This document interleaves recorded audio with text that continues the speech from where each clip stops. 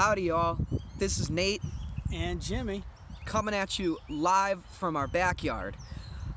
We are here today to talk about redirecting camper behavior and how you can deal with some of the more challenging behaviors at camp.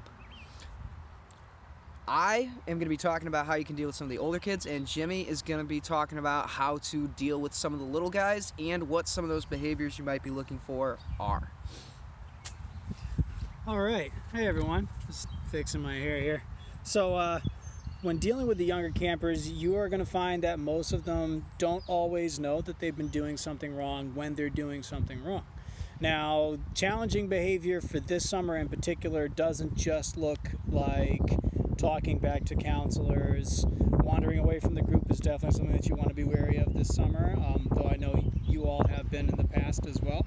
But challenging behavior for this summer is going to look like anything that you feel could put the health and safety of any other camper or staff member in jeopardy. So with the younger campers, a couple strategies you can use is calling out a particular camper that is doing what they're supposed to be doing, and then you say it with your camp voice to the group. I see that camper X is doing what they're supposed to be doing.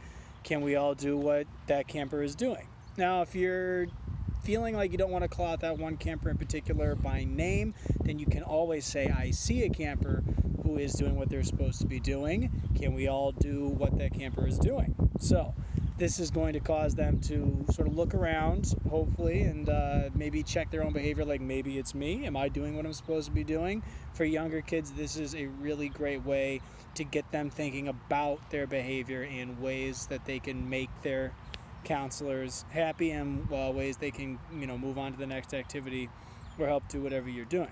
So that's pretty much it for the younger kids. There is sort of the one last thing I want to say is there is sort of a age area between maybe ages of like 7 and 10 where you're going to have more mature kids, less mature kids, and maybe on a more individual basis you have to develop some strategies of how you're going to redirect the behavior of those campers.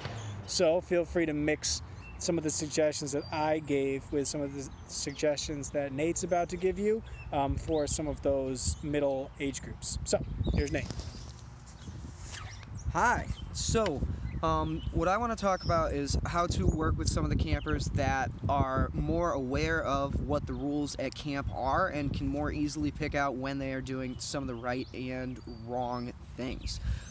So the first thing that I want to start with is just a reminder to be patient.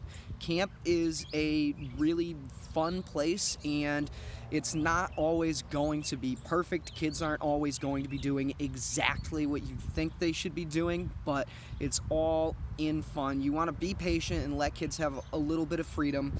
Try not to escalate the situation unless it's something where it's an immediate concern where someone could get hurt or endanger somebody else.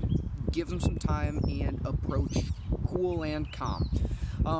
The next suggestion that I want to give is that instead of the just typical yelling of like the no, stop, don't do that, try giving campers a time to reflect on what they're doing and make some of their own right choices instead of just listening to what you have to say the whole time. And I've got 4 questions that you can use to help campers do this. And the first question is, when you see a camper not doing something that is camp appropriate, you go over and instead of telling them like stop, don't do that, you ask them, what are you doing? There's a good chance that they have not asked themselves this question, and they aren't 100% sure what they're doing. So it gives them a chance to stop, think about what's going on around them, and it gets them really ready for you to ask them the next question, which is, what are you supposed to be doing? And what they're supposed to be doing is hopefully going to look a little bit different from what they are doing, but this question gives the campers a chance to correct some of their own behavior and give an alternative activity that they can move right on to after that. The third question that you want to ask after what you were supposed to be doing is, was that what you were doing?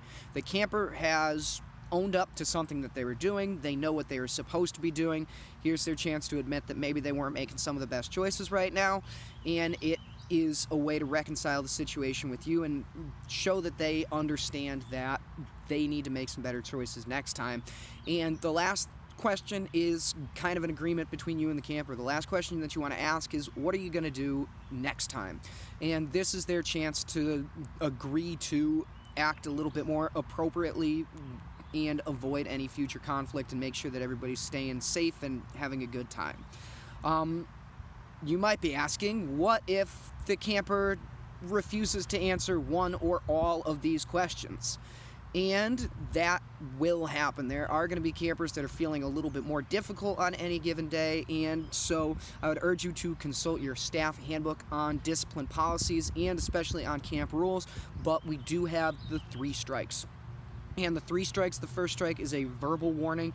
The second strike would be to have that camper sit out of an activity. And the third strike is a phone call home to the parents. Any strikes given after the third strike might even result in the camper being sent home for the day. But like I said in the beginning, we want to avoid that, so be patient and try to calm things down before you escalate them. Jimmy, anything else?